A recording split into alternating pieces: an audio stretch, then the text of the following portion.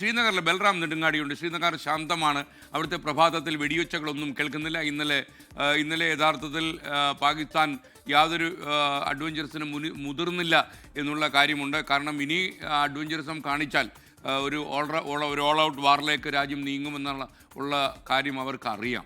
ബൽറാം നമുക്കൊപ്പം ചേരുകയാണ്. Balram, good morning. ശ്രീനഗറിൽ ഒരുപക്ഷെ വെടിയൊച്ചകൾക്ക് കീഴിൽ റിപ്പോർട്ട് ചെയ്ത് കഴിഞ്ഞ് ശാന്തമായ അന്തരീക്ഷത്തിലും റിപ്പോർട്ട് ചെയ്യാൻ കഴിയുന്നല്ലോ ഈ പ്രഭാതത്തിൽ. പറയൂ.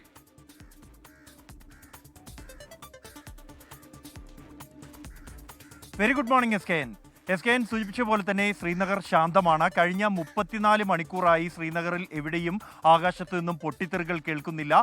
അതിർത്തിയിൽ ഇത്തരത്തിലുള്ള ഷെല്ലാക്രമണമോ അല്ലെങ്കിൽ മറ്റേതെങ്കിലും വെടിയൊച്ചകളോ കേൾക്കുന്നില്ല. പൂർണ്ണമായും ശാന്തമാണ്. ജനജീവിതം സാധാരണ നിലയിലേക്ക് നീങ്ങിക്കൊണ്ടിരിക്കുകയാണ്. ഞാനിപ്പോൾ ഉള്ളത് ശ്രീനഗറിലെ സീറോ ബ്രിഡ്ജിലാണ്. ഇവിടെ ആളുകൾ ഒത്തുചേരുന്ന ഒരു പ്രദേശമാണ്. മോർണിംഗ് വാക്കിനായി മറ്റും ആളുകൾ എത്താറുള്ള ഒരു പ്രദേശമാണ്.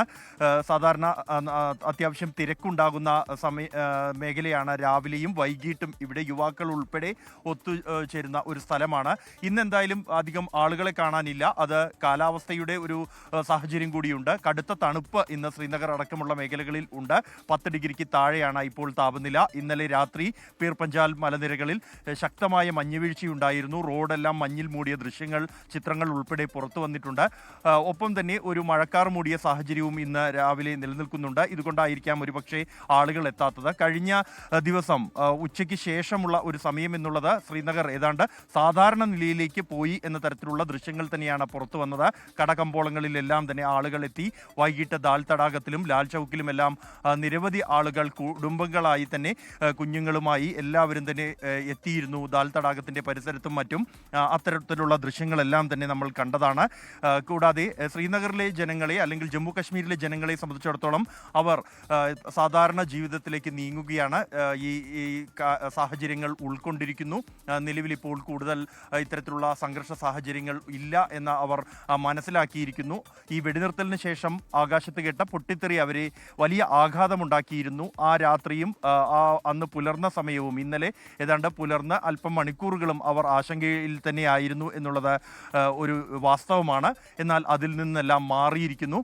നിലവിലിപ്പോൾ എന്നാൽ ഈ സംഘർഷവുമായി ബന്ധപ്പെട്ട് പ്രഖ്യാപിച്ച നിയന്ത്രണങ്ങൾ അവ ഇപ്പോഴും നിലനിൽക്കുന്നുണ്ട്. വിമാനത്താവളം പ്രവർത്തിക്കുന്നില്ല.